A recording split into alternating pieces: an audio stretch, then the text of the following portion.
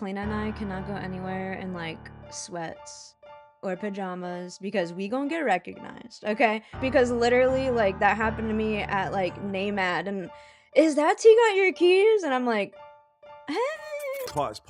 Like, people, thank God this is recorded. I got this shit on recording now. LA's gonna give me a remix on this. Yes, 100%. And I also wanted to touch on, because this is very, very important, and I cannot stress this enough. It is about your mindset.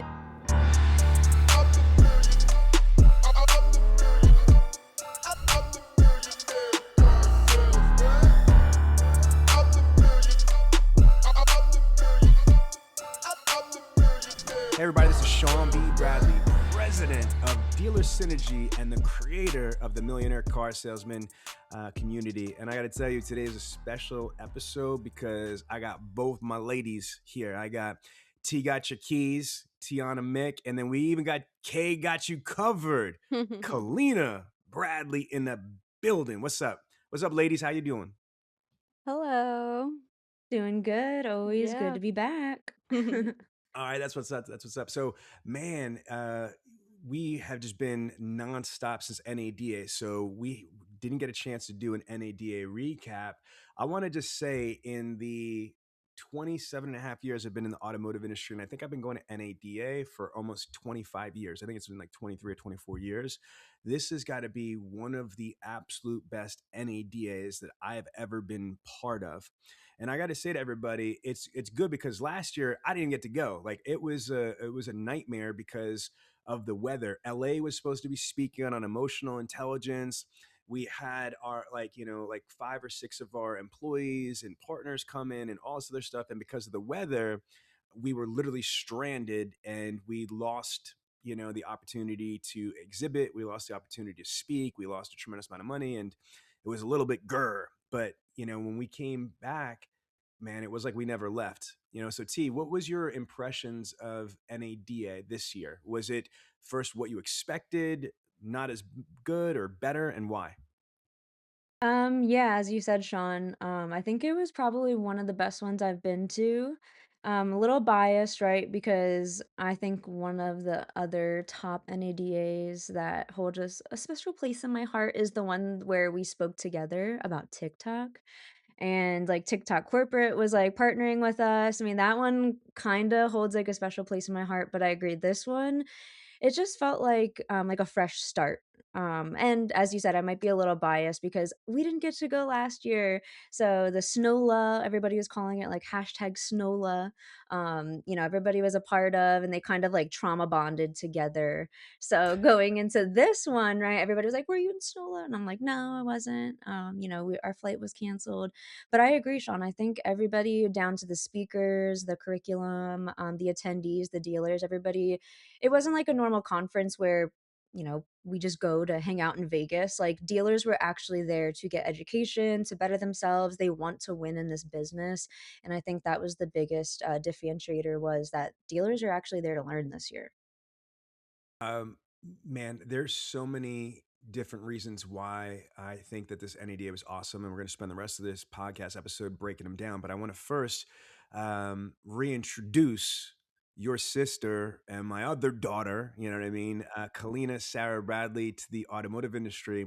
So, Kalina, can you just tell everybody just that who doesn't know you, just a little bit about your journey, how long you've been in the automotive industry, what did you do in the automotive industry? So let's just take a couple minutes and just kind of give people your superhero legend origin story.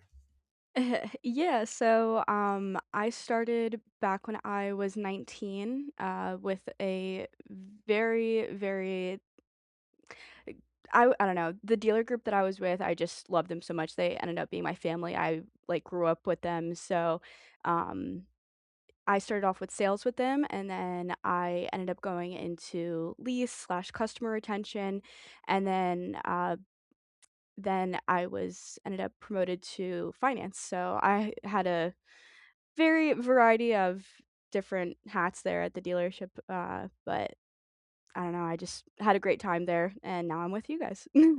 So let's unpack that. So you worked at the RK Auto Group. Shout out to John Luciano, the general manager, and shout out to Jim G, the Yes. dealer principal, and shout out to Bob McCormick at Toyota of Vineland. So it was RK Chevy, Kia Subaru, and Toyota of Vineland. So you were part of a 4 rooftop dealer group that's part of the Burns Automotive Group that's got a bunch of other stores.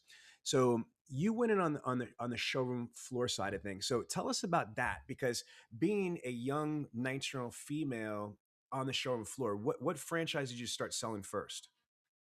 Uh, it was at first it was a Kia Subaru, but then Subaru ended up separating to its own store, so then it was just Kia that I was at. But I could sell obviously, Chevy or Subaru, but Kia was my home.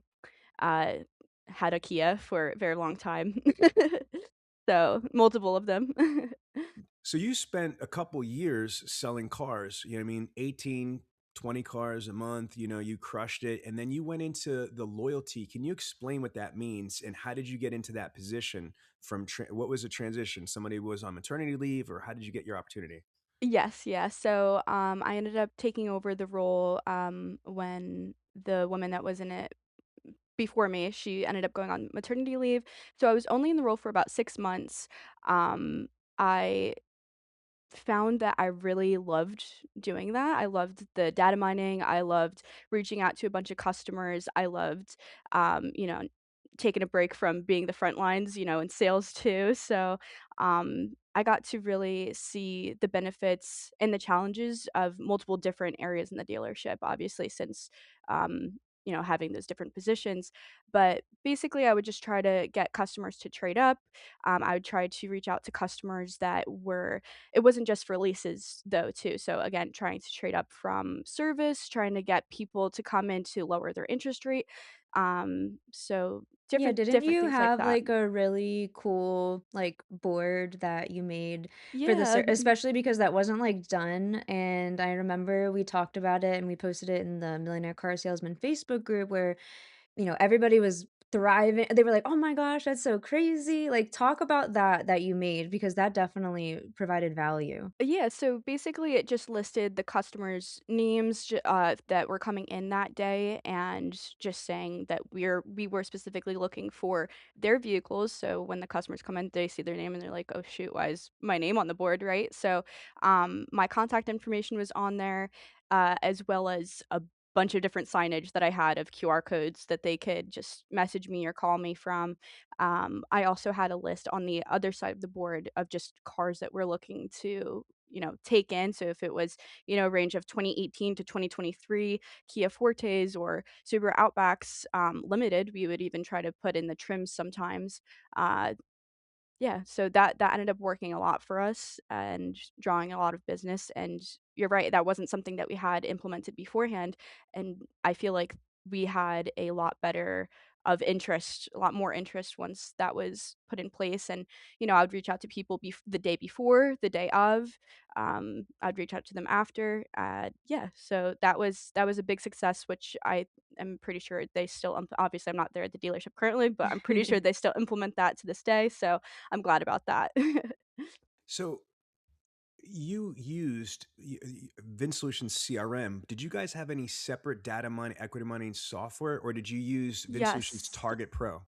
No, so, I would just go in there on my own on Vin Solutions, but the main thing was definitely Auto Alert. I am a big fan of Auto Alert.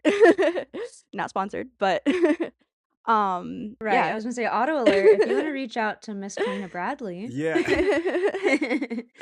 But yeah, no, I rave about that company because it's really great what you're able to do on that, and they, offer training, so even if you aren't informed, you could always learn too, and Mhm. I would help when I was in the management positions, after I was in sales, I would try to go to our salespeople and, teach them about it.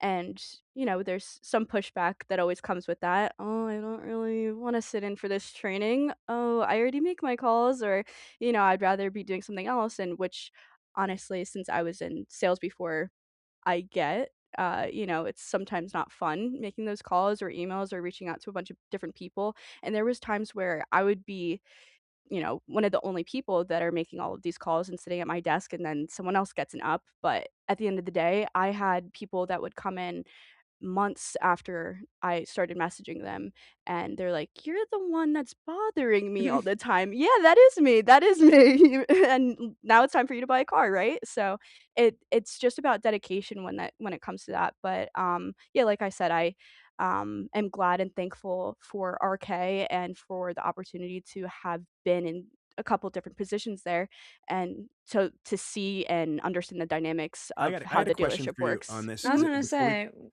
I well, got I one was just question gonna say, Sean, before. it sounds like she's been training in the dealership, right? It was just like she was incubating and just being ready to come onto the Yes. dealer synergy side, right? And do all the Yes. amazing things that she did and now teach our clients, right? Yeah, Which is Go what I ahead, wanna Sean. ask is this, Kalina, if you could pick one thing, because right now it's the end of the month, it's like the last couple of days of the month right here. I don't know when the episode is gonna air, but right now it's the end of the month right now, and you're a car girl. Dealers need to sell cars today. So my question is this: what's the one thing that any dealership could do any day, whether it's data mining, equity mining, what type of campaign, what can they do to sell a car today? So, do you have any ideas of what type of equity mining campaign or data mining campaign? Let's just say they have to have auto alert. Again, they're not a sponsor. This is a free plug. I'm just asking because at the end of the day, that's what people watch our show for. They listen to our show because they just want some ideas. Man, I need to sell a car. I need a commission. I need to be able to pay this bill, or I need to go do something. And you guys, both of you, have been in a situation where you needed a deal and you might or might not had it. So, Kalina, can you just give our audience one suggestion of something they could do that was your go-to that if you really needed to put a deal together? Yeah, I mean, it sounds simple, but really that trade up program and program can mean anything, right? It could be whatever your heart desires. If it's, I'm gonna give you an appraisal and know that appraisal needs to be today. I can't take pictures that you send me. I need you to come in and I need to physically see your car.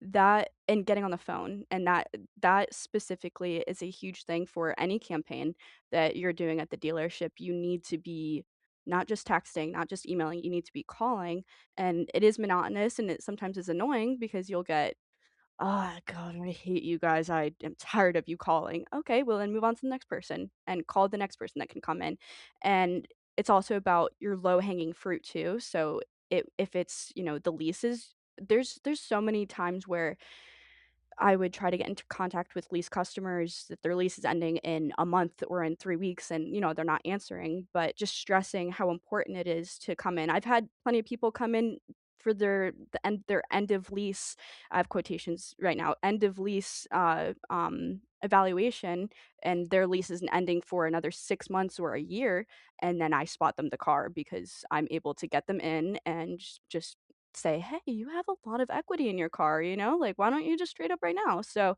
it's about just, again, looking at your low-hanging fruit, getting on the phone, and just telling them the value of what it is to be trade like, why they should be trading up. You know, Kalina, you say low-hanging fruit, but it's because it's been instilled in us, right? Like we think like, "Oh, these are all easy deals. Why is everybody not doing this?" Right? Like, but what you're saying is like absolutely amazing, right? There's salespeople there that are listening to this, managers that are listening to this, right? You need to get better at having a process for lease, right? Trade ups or returns, right? There needs to be a better process and training. And I hate that that is like one of the examples where, oh, well, when it happens, we'll just deal with it when they get. No, right? There needs to be an exact process. This is what happens when this customer calls in. If they don't want to trade up, this is the kind of steps that we need to take. And managers, if you're listening and you're saying, oh, we don't have that process, go make it now. Which we didn't really at the time. It's more of a willy-nilly type of thing, right? You just call who you see on the how Auto Alert is, you can see specifically who you can organize it by the day that their lease is ending or whatever the case may be, whatever the criteria is.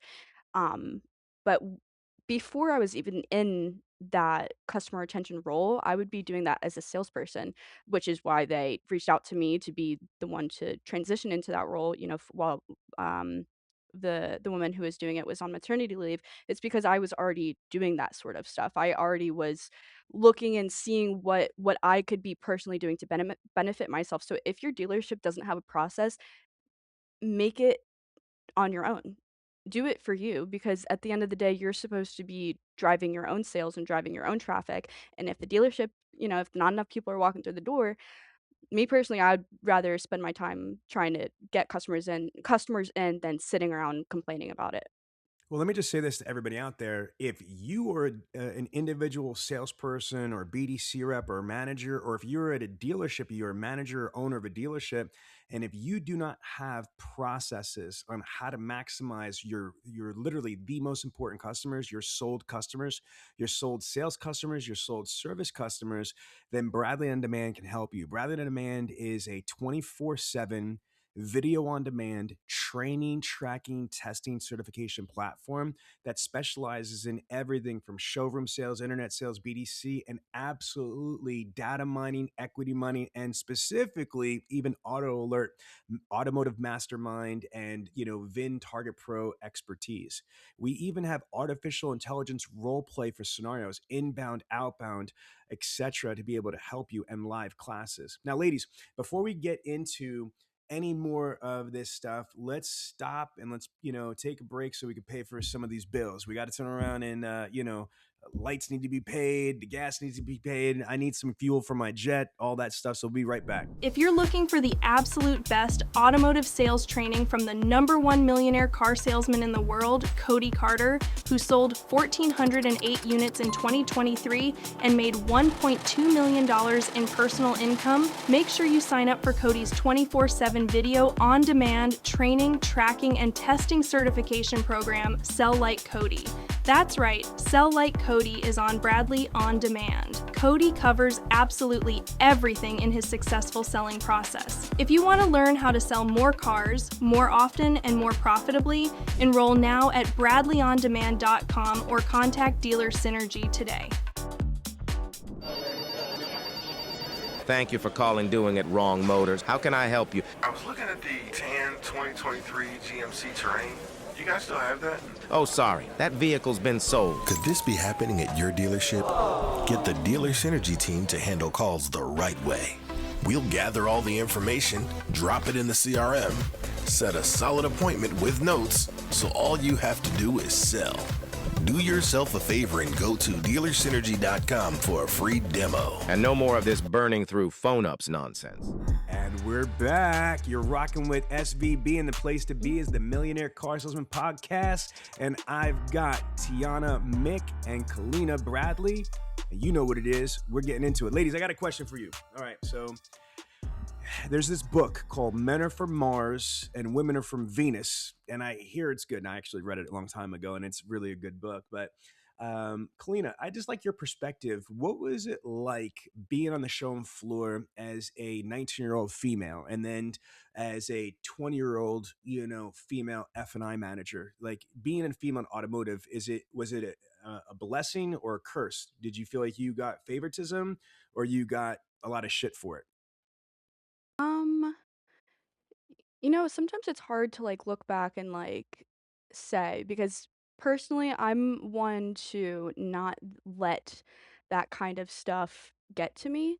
I'm not oblivious to it, right? Like I have had scenarios where um customers, which were grown men, try to come behind my desk and try to negotiate for me standing side by side while I'm behind my desk. "No, sir, sit down.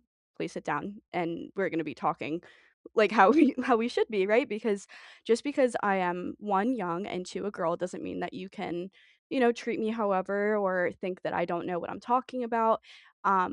So, it's about kind of standing your ground, but obviously in a polite manner.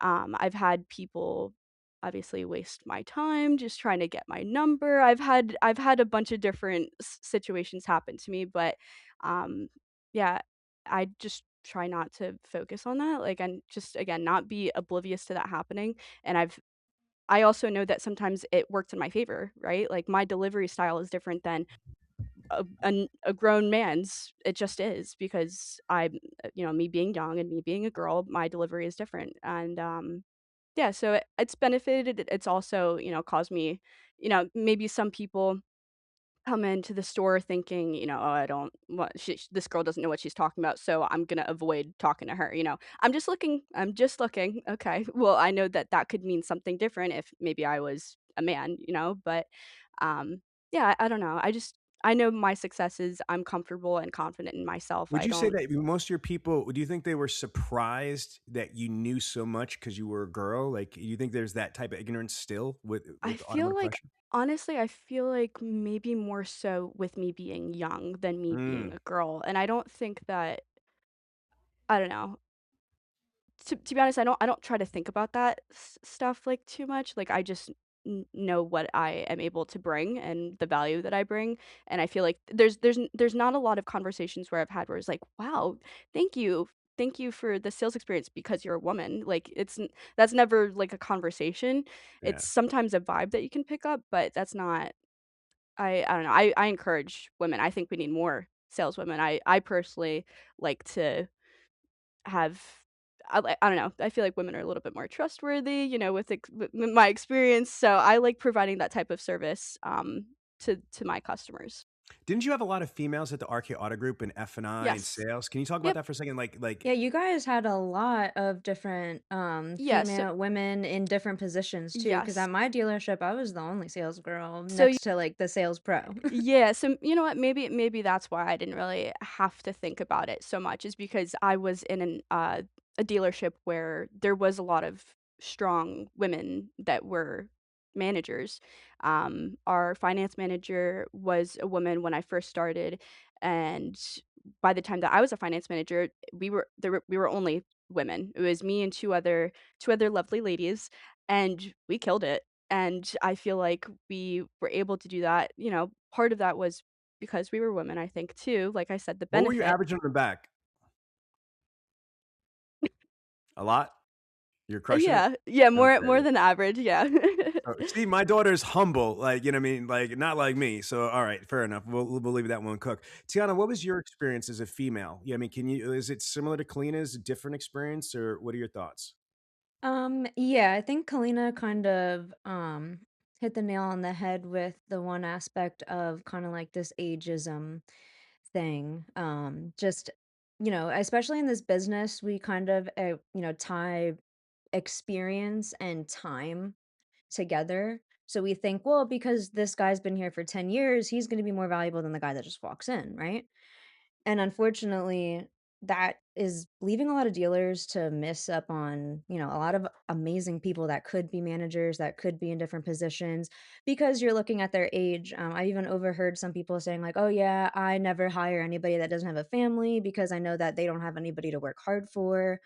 Or vice versa, or not vice versa, but hey, I don't want to hire a woman necessarily because, Kalina, how she got, some of her positions was somebody went on maternity leave, right? So some managers are like, I don't want to hire women because they're just a ticking time bomb. They're going to get pregnant and I'm never going to see them again. And unfortunately, ladies, it's true. Okay. You look at the industry, you look at science, mathematicians, auto, I don't care. There is a fact that a woman having a career and a quote unquote, family life, it's impossible. You know why? Because women actually take up like 80% of the unpaid labor. So doing that on top of a normal job, like a quote unquote normal paid job, is so tiring. So yeah, have heard managers saying that's why we don't hire women and things like that. And I think the reason why, like what Kalina said, right? She's been surrounded by amazing, women in management. And my first dealership, like I said, I was the only girl, in the last 10 years, so it was kind of like walking into, like, a locker room. It was like it's like those little movies where it's like the girl is, like, the quarterback, and she has to kinda, like, befriend all the guys on the team. It was like that. Like, I had to befriend, like, God. the mean, and I had to defriend like, it was, like, crazy. And then going to Patriot, which shout out to Patriot Buick GMC, love them.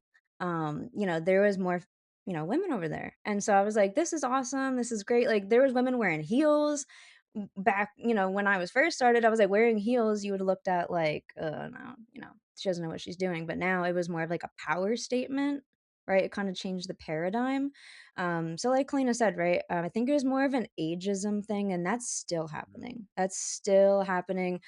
Sometimes even I do it myself. Sometimes I walk in and I'm like, oh, this kid isn't gonna know what I want, and I have to catch myself, right? Because you shouldn't be thinking that way. You shouldn't assume just because somebody's young, they don't have the talent or the skill set. Especially because since I started off so young, I feel like I was able to learn and be moldable too. So I feel like if Mm, anything, you kind of want them a little bit younger so you can teach them and they don't have their, you know, if they were at like other bad dealerships. habits. Yes, correct. Yes. Exactly. I've got a question for both of you. So I want you both to answer. So you could just jump out. Who's going to answer first? So the question is, now that you guys are both in the family business, you're both on the training consulting side, but you both walk the same path that I did. You both worked in a dealership. You both took ups. You had different paths in a dealership. You did that. What is it like for you? Did it help you at all being influenced, even if it wasn't directly, like your whole life, since you were a baby, Kalina, since you were 8 years old, Tianna, you heard all the stuff from the Franklin Covey to the NSA to Rich Dad Poor Dad to The Secret to all that stuff to all the phone calls and stuff like that. So one of you ladies jump in. What is that? Did that help influence you? And if so, how? Oh yeah, I mean, tremendously, right? It's almost like I don't know what I don't know. So I feel like we were exposed to a lot, and that's why I will always be the first person to say, like, I have been given so much, like, resources, opportunities, especially in automotive. But with that, like, you have to also do something with it, right? Like, you have to take those opportunities and do something. Like, if I was like, you're like Picasso, right? And like, I'm like your daughter, and everybody's like, well, she got to be the best artist too. Right, like, well, she has the best paintbrushes, she has the best trainers if she wants to learn different techniques. What's her excuse?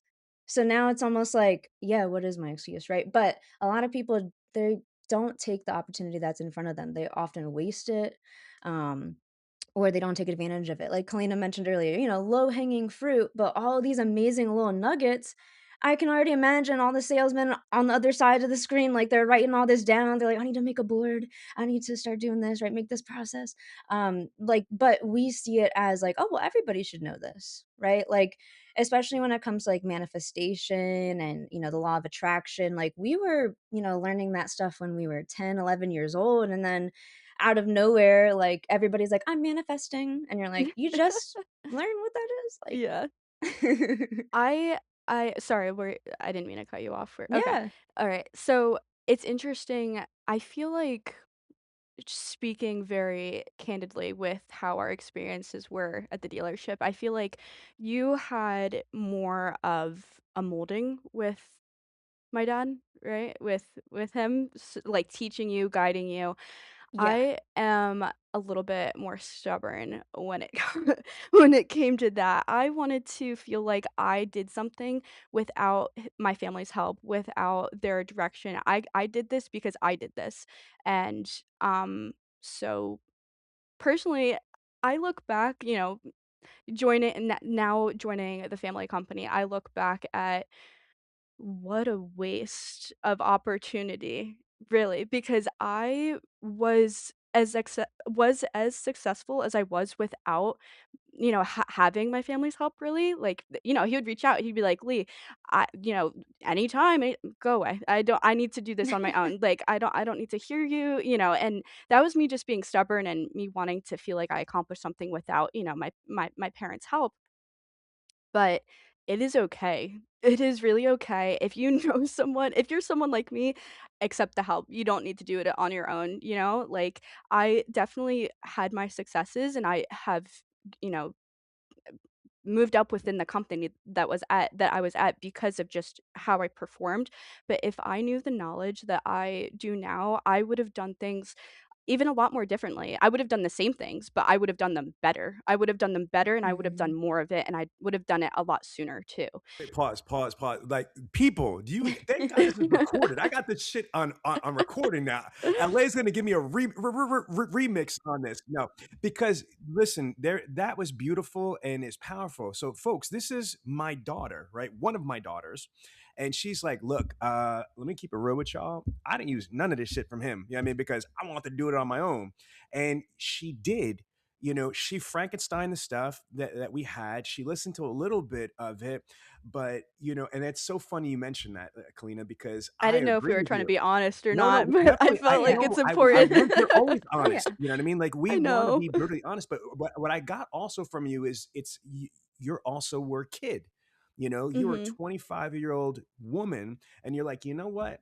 Now that I know now what I know, I would have did it a little bit differently because, to your point, you had massive success. You were a freaking F&I manager in your early 20s, breaking deep six figures and all this other stuff, but you could have did more, probably faster with less aggravation, if you clicked up with the family knowledge or what have you. So, Yes. and the message you just said, I think, was beautiful, because there's a lot of people out there that have people trying to help in the dealership and like, no, no, I got it. I know what I'm doing. Leave me alone. I know what I'm doing. I know what I'm doing. I could do what I could do. And what you're saying is, shut up, listen to them, take the help.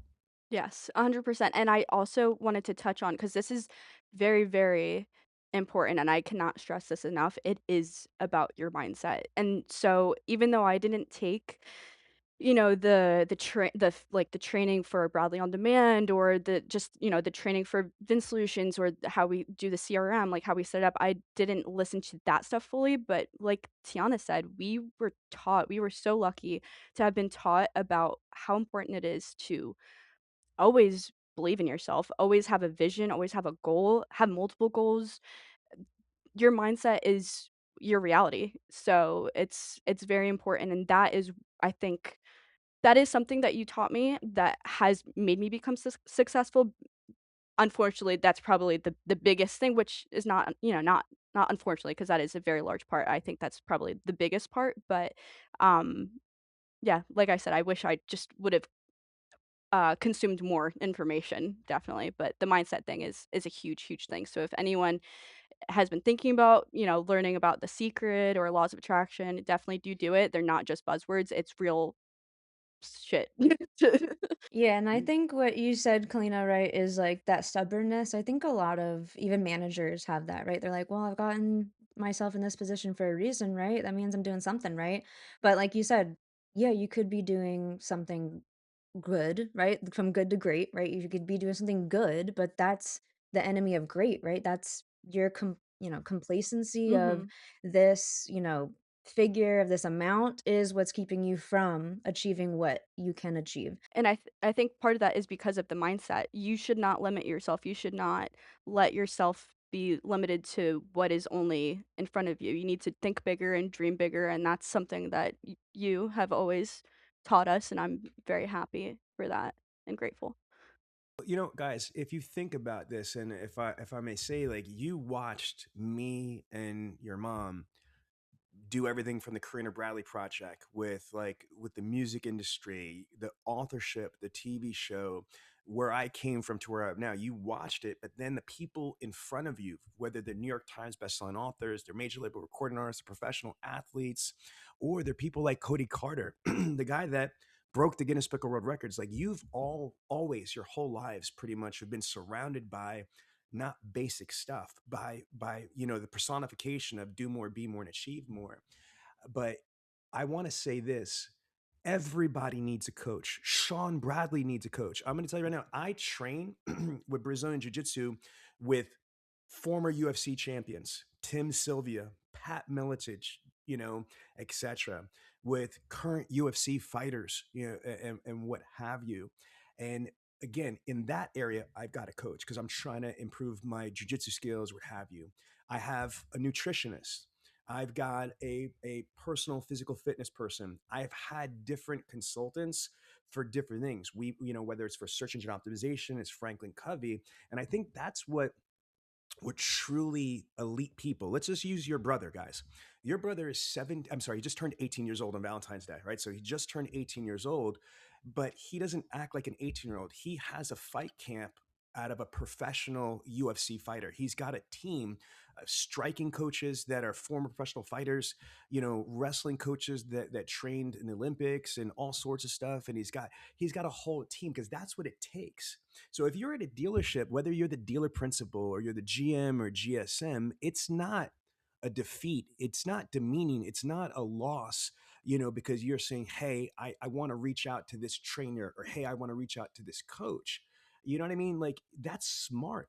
You want to surround yourself with people that are smarter or better than you or have more experience so you could get to that level. Ladies, can you freestyle on that? Can you elaborate what Yeah. you agree or I disagree or what? always I agree. I always love the saying, like, never be the smartest person in the room, because that means you're just not challenging yourself, right? Like, you're just surrounded by the wrong people, because not the wrong people maybe necessarily, but you've outgrown some of those people, right? So you need to now, like you said, go out and seek a coach, whether it be for automotive, whether it's not automotive, it could be like a mental coach, right? A therapist, right? We need it all, especially in car sales. But absolutely, Sean, you need multiple coaches, which is why I personally am a little biased, but I love our training, because we do find the best of the best of whatever industry, regardless, right? I mean, we even have like American Airlines customer like support, like training, to the Eric Gale, right? I love him.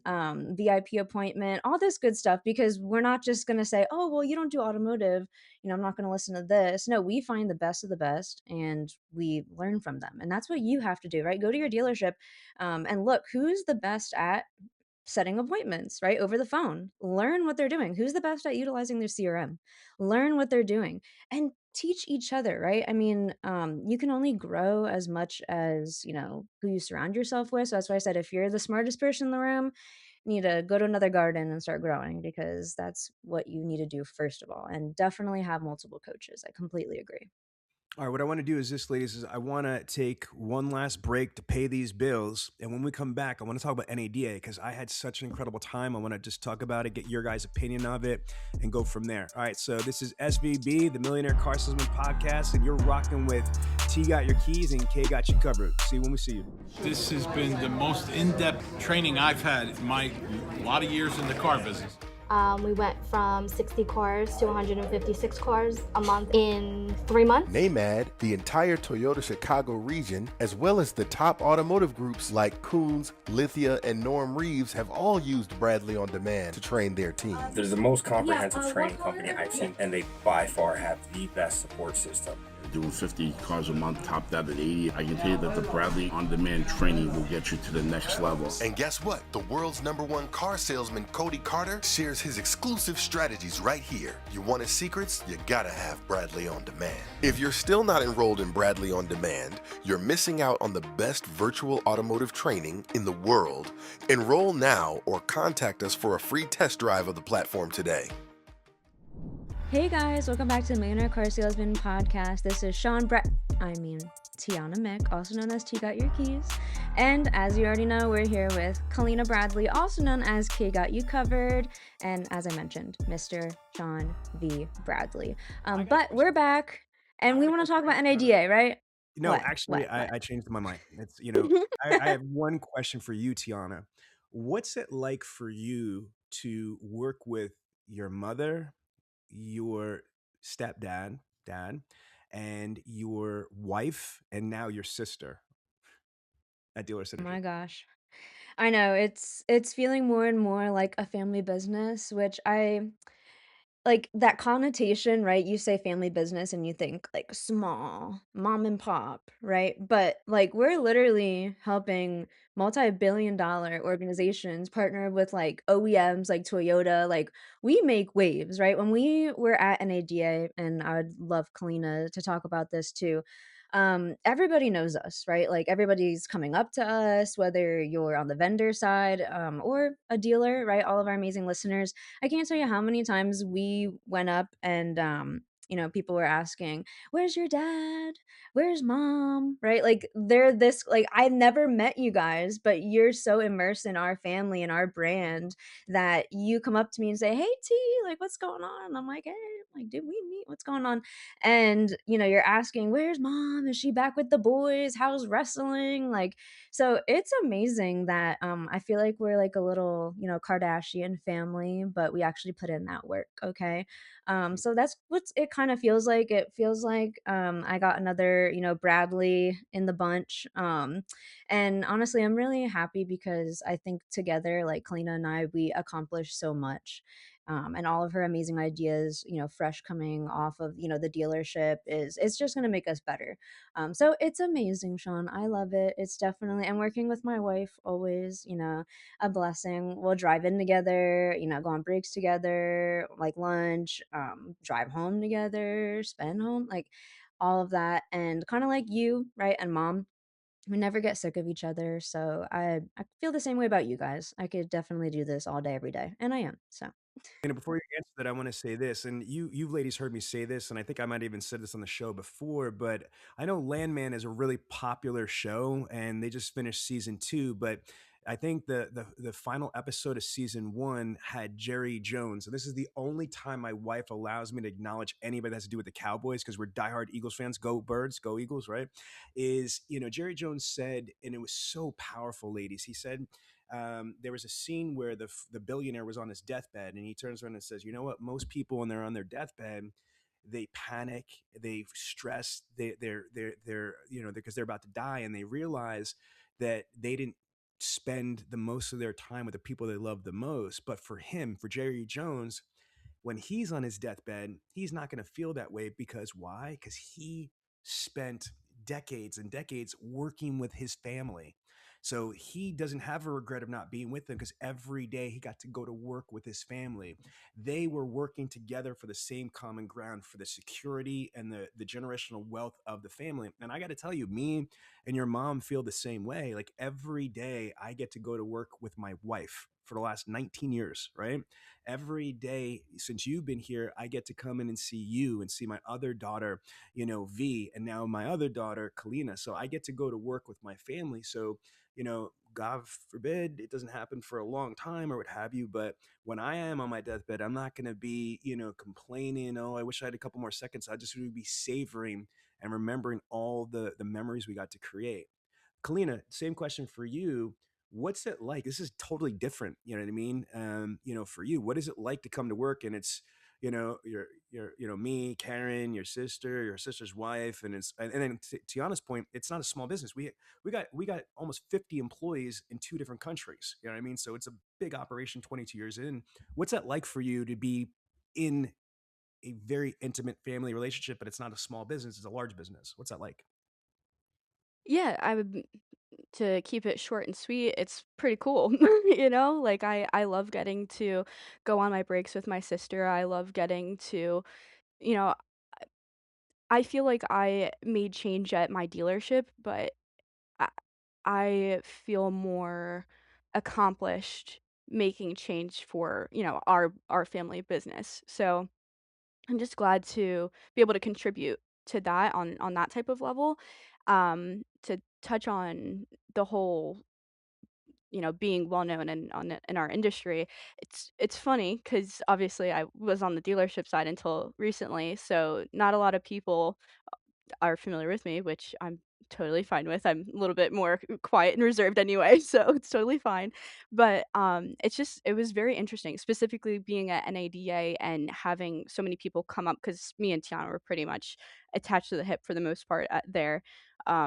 Coming up to her and being like, where's your dad? Where's your mom? Things like that. And it's just funny, like seeing that. And it's also funny being, someone that is representing the company and trying to, be professional and, be in the family business and stuff when 6 years ago, maybe not 6, I can't do math. When I was a young, very, very young at NADA with, coming just to tag along, me and Tiana would just be, "Oh, let's get this stress ball. Let's get this candy. Let's get these socks." Like, just running around and it was just like a game and fun, and now we're the ones giving away that kind of stuff and trying to get people to stop at our booth. So it's just really cool to, I don't know, be on experience all of this with you guys and on that type of level.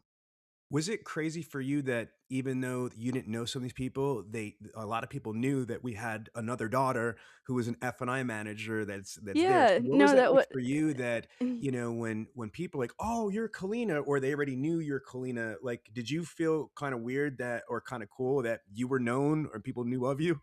Oh, mostly, no, it's cool because I know that you do that. I know that you always talk about us. But like I said, I am a little bit more on like the like reserved side. So, um, yeah, it just was like, oh, you know who I am, like, type of thing too. But it's cool. It's more positive. Obviously, it's not. I don't view it as a negative thing. It's more of I like know I the just got to get comfortable. only negative thing, right, is Kalina and I cannot go anywhere in like sweats or pajamas because we gonna get recognized. Okay, So, best believe you cannot catch us. Like we cannot just be like, I'm gonna run down in my no, I try to be pajamas real oblivious. quick because literally like that happened to me at like NAMAD and is that T got your keys? And I'm like, "Hey," like, "Oh my gosh." Never doing that again, right? Every time I leave the hotel room, I'm like, if I'm in this room and I change, right, like, I can't go like I said, I feel like Kim Kardashian, I can't go back out, like, I'm done. See, I think I'm still getting because I'm not at that level yet. Because I'm more of like, oh, I'm trying to be like, yeah, that's not the case. I still want to continue to go out without makeup and my sweatpants, and they're like, "Oh, you know why? Because I'm still new here. I'm still new to the family business, so they only recognize you really mostly." So it's like, "T, you got your keys?" I'm like, "Yep, yep, that's her. That's her. Or Don't you look might be at like, me." "You got your keys." They look and you just get out of the other way. So Well, now let's after go this through. episode airs, that'll be different. So at NADA, we were really excited. This was an epic one. We exhibited it at 3315 in the West Hall, which is the main hall, which is awesome. LA Williams had a phenomenal, session. Clayton, can you talk about that? Because you were actually on stage and you were, assisting LA through his prepresentation. Yeah, Walk us through what I was that was like for you? I was sweating because I didn't wanna mess up. He can't see anything. He doesn't know if the slide's messed up. It's a lot of stress on me. I'm like, "Oh, that didn't happen, right?" But no, I didn't mess up, guys. It went perfectly smooth. But yeah, I don't know, it's cool. I love LA, but he's like a family friend like, very close family friend at this point. I've known him since I was, like, 6 years old, so, um, yeah, it's awesome getting to see any of you guys speak. It's awesome getting No, to what just was it like witness for you that. being on that stage and looking at 350 I don't people? as I've said so many times already on this podcast, I am a more of a reserved type of person, so I just was trying not to look at everyone.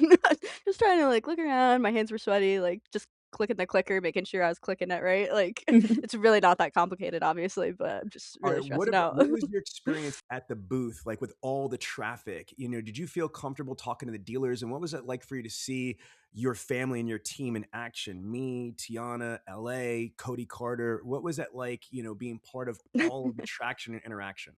No, it was really cool, getting to be there with you guys, see you guys in action 'cause I just started with you guys, 2 months ago, so, um, I was more on the, "Hey, yeah, speak to Tiana, speak to Sean," that type of thing, and, which I enjoyed. It was cool, getting to see how many people came to the booth, how many people, like we've mentioned, recognize you guys, so many dealers that we already have as clients come and just say hello, so it's cool putting the faces together too because these are mostly for, just people that just names on a screen, and, so it's cool getting to meet them and see them in person. It was cool having Cody Carter just chill at our booth on his laptop and hang out with us and, hang out with us at the parties that we went to afterwards as well. Right, Or that part. parties. Yeah. Tell us Yeah. about the That parties, part. lady.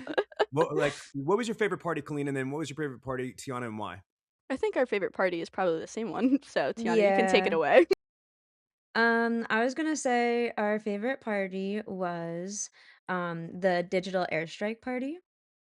Shout out to Alexi Veneri, Dave Veneri, Scott Mhm. Peckstein, and then Josh Leader and everybody at Digital Airstrike. It was the party of the century. So T, what happened there? Where do we go? What do we do? Yeah, Why was it dope? it was pretty crazy. They shut down, like, what, the Raiders stadium?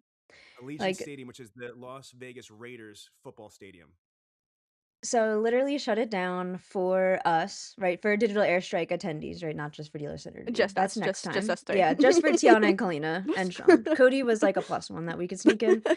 No, but just the whole stadium was for, digital airstrike clients, customers, future customers as well and partners. But it was awesome because my favorite part was Damon John was there from Shark Tank, and I Yo, I yeah, it was amazing. I got to meet him. That was pretty can I say cool. I It was was really like proud of you? I was like, "You're my daughter." You know what I mean? Like, you've got no fear. Like, I got a picture with him, like, and you were like, boom, you had selfies, this, that conversation. I got video footage of it.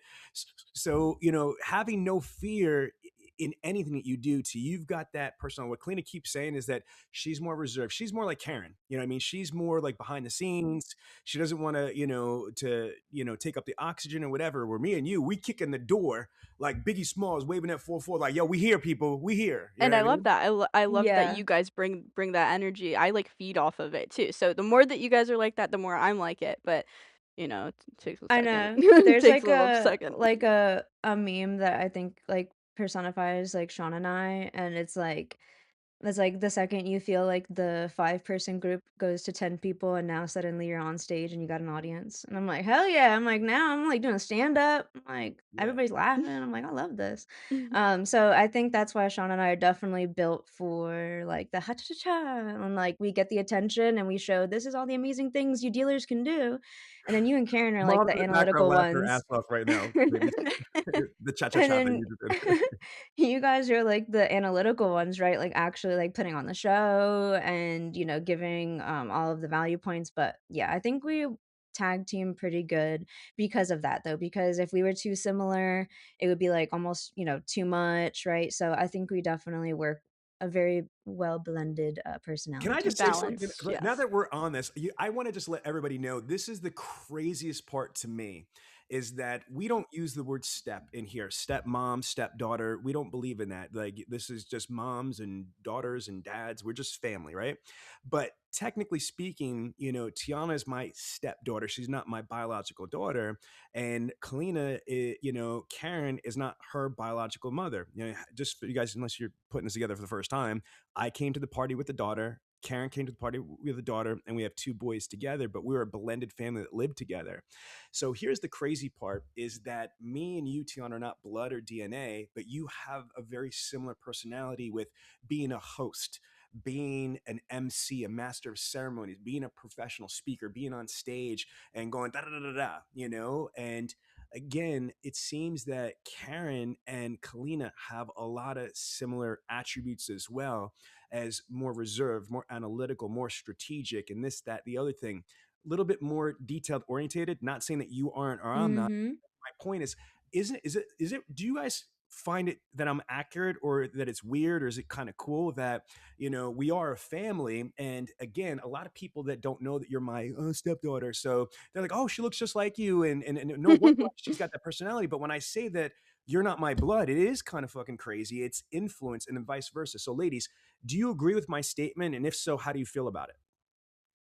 Yeah, I think it's like everybody says, like, is it nature or nurture? And I did a project in school and I was like, it's both, right? Like, it's a dance. It's not like one or the other. We don't gotta pick one. It's definitely both. I've had a lot of outside influence, right, from you, and I think it definitely molded me into the person I am today and how I present myself. And obviously, like, you always mention it too. You're like, you're part of me, you're part of your dad, you're part of your mom, but there's also like a part of you so yeah, like you have to kind of be also like born with that in you of okay, I'm fine with being on stage or like okay, I'm fine with, presenting maybe uncomfortable things like numbers, right? And closing like that sometimes people are born with that. But it's definitely that, nurture as well as we were saying in the beginning, right? The secret manifestation Motivation, From Good to Great, Rich Dad Poor Dad, like all these different books, 7 Habits of Highly Effective Teens, right? And people. There's a teen one. Mhm. Kalina's the master at that, the teen one. I did both. But yeah, like, it's definitely like you said, like some people say, "Oh, that makes sense, like that's your dad." But a part of me, I'm like, I did this too, cause like, yeah, like, you know what I mean? Like, I'm not just like lucky, I did a little bit of it. Yes, yeah. So I Yes. completely agree. Lee, your thoughts? Yeah, no, I mean, everything that Tiana said, and the only thing that I would add on top of that is I'm excited to be a part of the company now because it was a little imbalanced before with you and Tiana's energy and Karen's. Now I'm bringing more Karen's energy. We can calm some things down. We can Right. pause and things like that. So I feel like if everything The did clock it. Karen say clock it? I Yeah, I could hear heard her that in say the clock background. it. In the background. Producers, you have to boost that up. That's funny. Um, but yeah, not for nothing. If I feel like we are gonna be making a lot more of an impact. Not saying, I'm coming in and like changing Saving us? everything with the saving or anything like that, but I feel like it's gonna be more balanced. I feel like more knowledge is being brought to. So Mhm. yeah, I'm excited. I'm excited for us. Listen, just for the Absolutely. people, we're only going to say this once, and we're going to put this to bed, and we can just save this clip. I want to just let it known I've never given any of these girls anything other than training, love, and opportunity. You know what I'm saying? Like, I'll be honest with you because I didn't have anything, and I don't want to put them in prison or a girl's home or any of the crazy shit that I went through at that level. They had their own stuff, but you know what I mean? Like, so instead, I don't think that just giving them the keys to the kingdom makes the most sense. So I know that I made a lot of mistakes, but what I tried to do as I learned stuff and as I got influence, I tried to envelop. Sometimes you guys might have felt smothered, but I tried to give that to you, whether it was the 7 Habits, the Secret, or when we were really active in the NSA, bringing you to the summer camp for the NSA, or bringing you to all the things that you've been exposed to. But like Tiana said, I want to be clear. I gave her an opportunity, but she walked through the door and she put it together. You know what I mean? Like everything you see is her hard work. Like I get surprised. Like she doesn't even tell me, and I'm her dad. She doesn't tell me when she gets an interview. You know how I find out sometimes? Like when you people do, when you see it online, I'm like, oh shit, you got an interview from this magazine? Yeah, I did. Well, why'd you say anything? It's not a big deal. Like, yeah, it is a big deal, you know? So again, I'm really proud of everything. Like Kalina, for you didn't listen to a damn thing the family said when you went there. So everything you achieved was you, your loyalty manager, your F&I manager.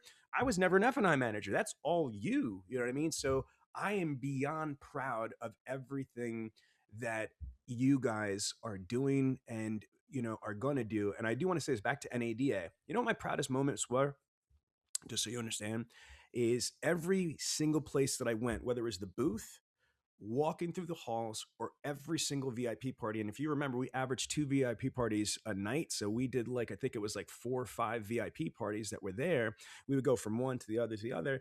Everything was a common theme. Oh my God, I love your family. Oh my God, your daughters are so impressive. Oh my God, it's amazing. The amount of compliments that I got from all that you've accomplished, Tiana, all that you've accomplished, Kalina, and all the stuff that we're all doing together as a family, it is ringing bells in our industry. You guys know that you saw the love, you saw the respect, you saw the participation from the industry. And look, I take that very seriously. That's why we work so hard because if you think about it, ladies, think about what the automotive industry has done for our family. Think about the life that we get to have, get to the resources, the experience, the people. It's all because of one thing, because the car industry. How do you think I could afford to do all the stuff that I do? Because of what we built from the automotive industry. And I love the fact that you now are going to help the family get to that next level. You know what I mean? And it's going to just keep, doing more, being more, and achieving more. So, Kalina, what are you looking forward to the most in the next 6 months? Okay, what are you looking personally forward to the most? Whether it's personal growth, it's the company growth, it's opportunities you create. Just share with the universe. Speak it into existence. What are you looking forward to for the next 6 months? Looking forward to helping not h I'm looking forward to seeing the results of what we have already started implementing just from, me starting. I'm excited to see, obviously the opportunity, what other opportunities are presented to us, but specifically just the growth, the difference, just hearing feedback from our clients, wow, this it really is making a difference. Wow, this really does help us, and which we already know, but I haven't been here to hear that or see it for myself. Obviously, I hear it from you guys, but me personally, I'm excited to see it and feel it. Do you feel that your 5.5 years experience, from sales, loyalty, CRM, F&I, like you're going to be able to leverage not only your whole life growing up in, as Bradley, but everything that you did on your own as Kalina? Like, do you feel that culmination is going to be able to provide value to the industry, and why? Yeah, 100%. I think like we already addressed, I blatantly did not take your training. So I feel like if there's pushback from our clients, like they're um within their own employees. Learning something new is hard. It's going to be a process. Anything worth doing is going to be hard, though. It's going to be hard to adjust to learning how we set up the CRM, learning how often you're supposed to be actually calling people, how often you're supposed to be putting accurate, not bullshit notes into the CRM. That stuff is annoying and tedious, but guess what? There's actually results that come with it. So, um, I just went on a I don't even know what I was I No, forget no, what I was makes sense. saying, No, you answered but the question. I know I'm saying facts, I just don't know which Clock direction, but it. but I yeah, know I so clocked all of it, I that just don't know where, so you guys can tell me where I clocked it. Yeah, exactly. So T, what about you? What are you excited for the most in the next 6 months? I'm just excited for, like Kalina said, just the different perspective that she can bring, especially with being on um the more hands-on, like helping the clients and things like that. And also being able to kind of like come in with an outside perspective because there's some things that we think that maybe aren't as valuable. And maybe Kalina will see it and be like, oh my gosh, every dealer needs to be doing this. What's going on? Like, what the heck? Why are we not showing this? So I think that's good for any organization, right? Like bringing an outside, set of eyes, set of ears to see what operations you have going on and to be open to that feedback, right? There's, like Sean said, like, there's half of it is just getting the opportunity, half of it is just getting the feedback, but the other half is like, what am I going to do with that feedback? How can I take this and grow from it? And I think that's what all training is, right? I mean, I know sometimes people they hate training and trust me, I get it, right? Me and Kalina were on the showroom sales floor. We're like training, what the heck? But then, we go through it, we go through their curriculum, and we're like, wow, this is actually going to make us 10 times better than I could ever even imagine. Mhm. So I'm just excited to keep that fresh perspective going because it is 2026, right? Like we got AI, ChatGPT, like all of these crazy things that are happening. I just keep saying AI because that was like NADA's big push. But I keep seeing also like it's the year of the human. And I think that's true. I think this year we're really evaluating the amount of value that we provide for our dealers and we're just adding on top of it. Like you said, Kalina's taking us to that next level. So I'm just excited to get to that next level and keep it going. I'm also excited for Digital Dealer. Is that what our next event is?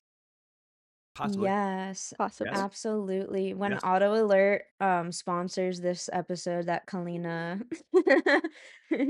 we're gonna have no, yeah.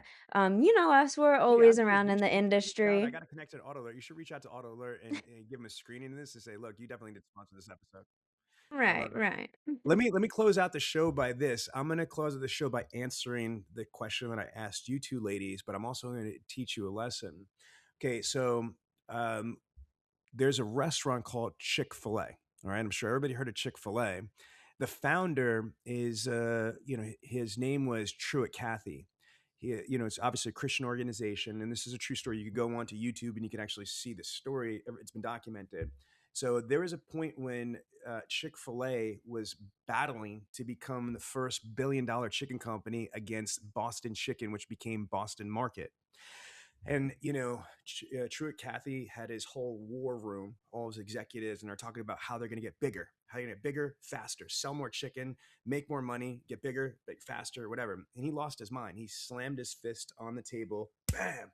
He stood up and he said, "Listen, I don't want any of you to talk about how we're going to get bigger and faster and sell more chicken and make more money. Stop it. I don't want to hear about that anymore. The only thing I want to hear about is how are we going to get better?" Daughters, hear me in this lesson. Audience, hear me what I'm about to say.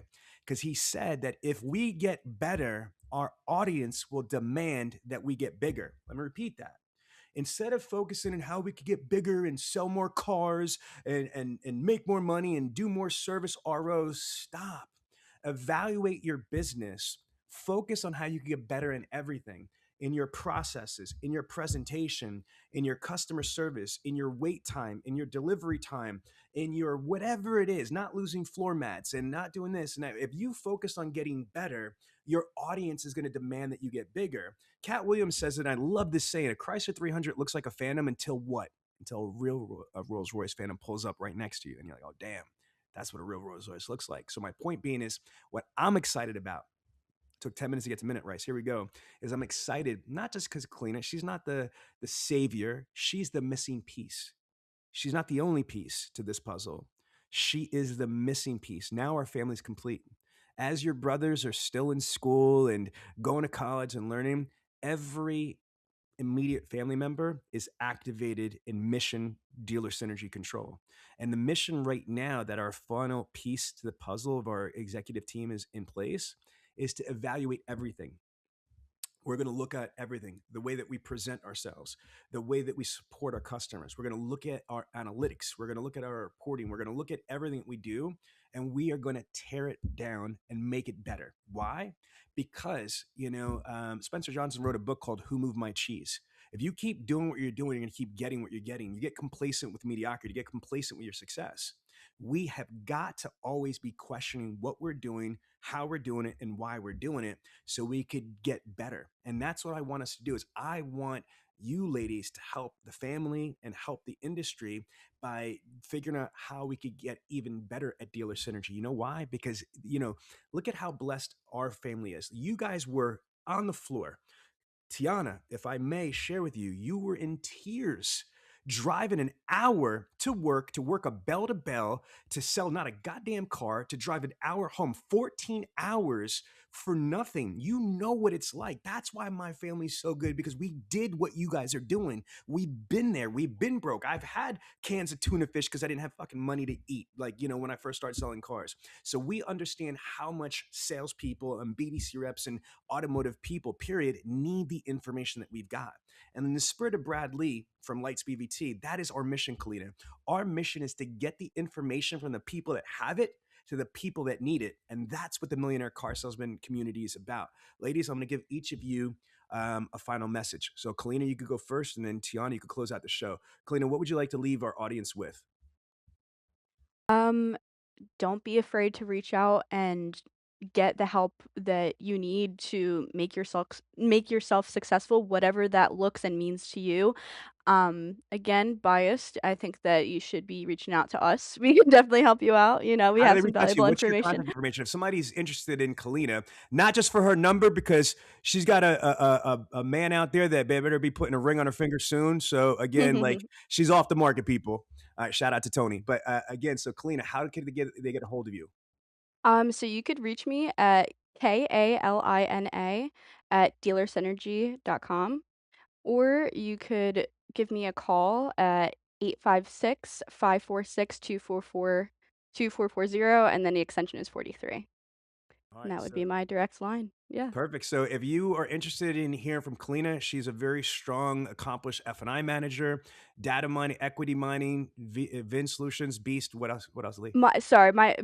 If you are someone that prefers DM, you can my Instagram, my business Instagram is Kalina at Dealer Synergy, which again is just my first name at Dealer Synergy. So you could Okay, reach me perfect. there as well. Yep. TT, take us home. What do you want to close the show out with?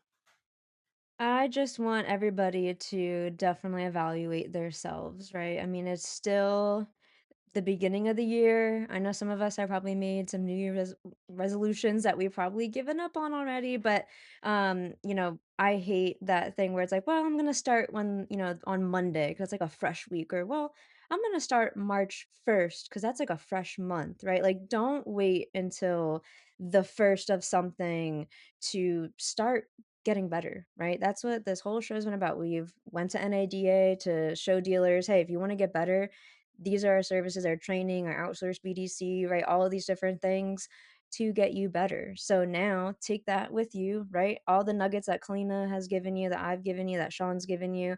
You're on the dealership floor right now. Take those opportunities, take those resources and use them, right? Use those resources that you have available to you. But with that being said, LA Williams loves to say, you are who you spend the most time with, right? Sean, you can polish it up, but you've been spending time with the three amazing, I'll call myself a Bradley, Sean V. Bradley, Kalina Bradley, and Tianna Mick Vega Bradley. Gotta throw my wife's last name in there as well. But you've been spending a lot of time with us, so please go out, be all you can be, achieve all you can achieve, and we look forward to seeing you on next week's episode. Bye, guys. Bye. Bye. Thank you so much for watching this week's episode. If you liked it, you're gonna love Bradley On Demand. Bradley On Demand is the most advanced virtual training, tracking, testing, and certification platform. What does that mean? It's an online university. And if you like this information here, we have hundreds and hundreds of advanced videos, step by step, on how to help you sell more cars more often and more profitably, so sign up now.